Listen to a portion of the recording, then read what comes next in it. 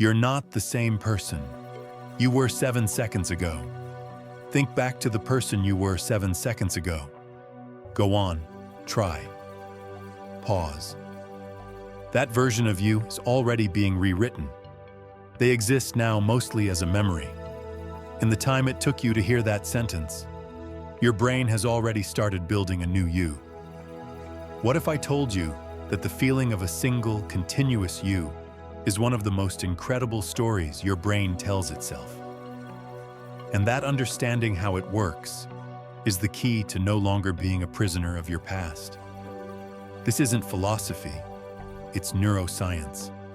And by the end of this video, you'll see why your identity is constantly being updated and how you can actually have a say in the next version of yourself. Section 1. The problem. The illusion of a fixed self. Ever since you can remember, you've probably felt like one continuous person. The you that scraped their knee learning to ride a bike feels, on some level, like the same you watching this video. You've got a name, a history, a collection of scars and successes that make up your life story. This feeling of a stable self is comforting, right? It gives us a sense of order in a pretty chaotic world. But here's the catch. That feeling of being a fixed, solid you can also be a cage. We tell ourselves, well, that's just who I am. We let ourselves be defined by past failures, old anxieties, and worn-out habits. We start to believe we're the person who is bad at math, not a morning person, or unlucky in love. This fixed mindset, this belief in a self that can't change, is one of the biggest roadblocks to personal growth. It keeps us stuck, replaying the same old loops, because we think our life's script has already been written. But what if that's not the whole story? What if you aren't a statue carved from the stone of your past, but more like a river, always flowing and being reshaped by new experiences? Modern neuroscience is showing us that this is much closer to the truth. That sense of a permanent self is a masterfully crafted narrative, one your brain constructs from moment to help you make sense of everything. Section 2. The scientific reveal, the constant update. So what's really going on inside your head? Your brain isn't just a passive observer of reality, it's an active builder.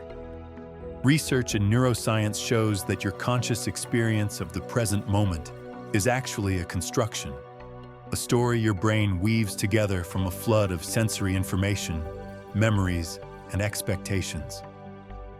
This story is your sense of self. A key player in this process is a brain network called the default mode network, or DMN. Think of the DMN as your brain's internal storyteller. It fires up when your mind is wandering, daydreaming, thinking about the past, or planning for the future. It's constantly weaving your memories and emotions into a continuous narrative of who you are. This narrative is what gives you that feeling of being a single, coherent person through time. But here's the critical part. This story isn't set in stone. It's dynamic. It's constantly being edited. With every new thought, every new experience, the DMN and other brain regions slightly adjust the narrative. The you of this moment is a fresh draft, subtly different from the you of a few seconds ago. Your brain isn't just pulling up an old file of who you are. It's generating a new version over and over again. This is why identity isn't a static thing you have, but an active process you're constantly doing. Section 3. The evidence, how it works. This might sound a little out there, but it's grounded in two core functions of your brain: the way you remember and the way you perceive. Pillar 1. Memory is a story, not a recording. We like to think of our memory as a perfect video recording of the past, but it doesn't work like that at all. Memory is a reconstructive process. When you recall something, you aren't just hitting play. Your brain is actively piecing together fragments of the original event and filling in the gaps with your current beliefs, knowledge, and even your mood. Think of a memory like a Wikipedia page. When you first have an experience, you write the first draft of the article. But every time you go back to recall it, you and others can make edits. You might add a new detail, focus on a different emotion, or subtly change the story to better match who you are today. This is why your memories can feel different over time. If your sense of self is built from your memories, and your memories are always being rewritten, then your identity is built on something far more fluid than you think. The past isn't a fixed anchor weighing you down.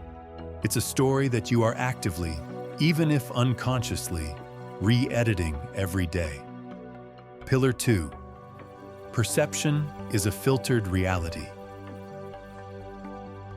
Just like your memory isn't a perfect recording, your perception isn't a perfect window to the world.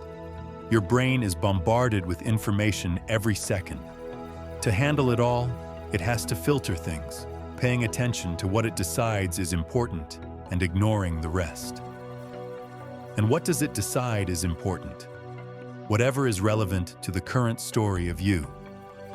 Brain regions like your medial prefrontal cortex are constantly running this filter. This part of your brain helps color your perception based on who you believe you are. If you see yourself as an anxious person, your brain will literally get better at spotting potential threats in your environment.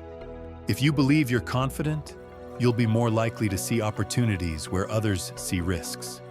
You aren't just seeing reality. You're seeing a version of reality that's been curated to fit the story you tell yourself. And since that story is always being updated, your perception of the world is also in constant flux. If this idea that you're not permanently stuck with your past is already starting to shift your perspective, imagine what else you could learn. To keep exploring the science of personal transformation, hit that subscribe button and ring the bell so you don't miss what's next. Section 4. The so what, the solution and empowerment. Realizing that yourself is a constantly updating story isn't a reason for an existential crisis. It's the ultimate source of empowerment. While you still have a continuous thread of identity, you are not chained to the person you were 7 years ago. You are not defined by your past mistakes, your traumas, or the labels that you or others have put on you. Every moment is a new opportunity to edit your story. This is the science behind what people often call identity shifting. It's not about faking it till you make it. It's about recognizing that your brain is already rebuilding you in every moment, and you can become a conscious co-author in that process. The discovery of neuroplasticity, the brain's ability to rewire itself, is more than just a cool science fact. It's freedom. It means you can intentionally shape your internal narratives to become the person you want to be. Every time you choose to act in a way that aligns with your desired self, you're providing your brain with new evidence. You're giving your internal storyteller, your DMN, new material to weave into the narrative of you. You're not erasing the past. You're simply choosing not to let it be the only chapter in your story. You are literally rewiring your brain to reflect a future you choose, rather than a past you're trying to escape. Section 5. The practical application, the future self-action. So how do we start consciously building this new you? It begins with one small, intentional action at a time. Here's a simple practice you can start today. It's called the future self-action. Once a day, ask yourself this question. What is one small thing I can do right now that my desired future self would do? Maybe your future self is healthy. The action could be choosing a glass of water over a soda. Maybe your future self is a writer. The action could be writing a single paragraph. Maybe your future self is calmer. The action could be taking 3 deep breaths instead of immediately reacting. The action itself can be tiny. Its power is not in its size, but in its meaning. By taking that action, you are casting a vote for a new identity. You are sending a direct instruction to your brain. See, this is who we are now. As you accumulate these small wins, your brain's narrative will begin to shift. The new identity won't feel like an act anymore. It will simply become who you are. The more you repeat these behaviors, the stronger those new neural pathways become, making this new identity feel more and more natural. Conclusion. That person you were at the beginning of this video, that version of you has already evolved. The you that exists right now has been reassembled, informed by new ideas. You are not a fixed thing. You are a biological process, a story in a constant state of revision. For decades, we thought the brain was hardwired after a certain age. We now know that's profoundly untrue. The brain is neuroplastic, constantly adapting and waiting for its next set of instructions. And those instructions come from your focus, your choices, and your actions. You are not a prisoner of your past, because that past is a story you have the power to reinterpret from where you stand now. All that truly exists is the you of this moment, and the infinite potential of the person you will choose to build in the next. So the only question left is, who will you decide to build next? What was your biggest takeaway from this? Let me know in the comments below. And if you want to get into the nuts and bolts of breaking old patterns, check out our video on the science of habit formation right here. Thanks for watching.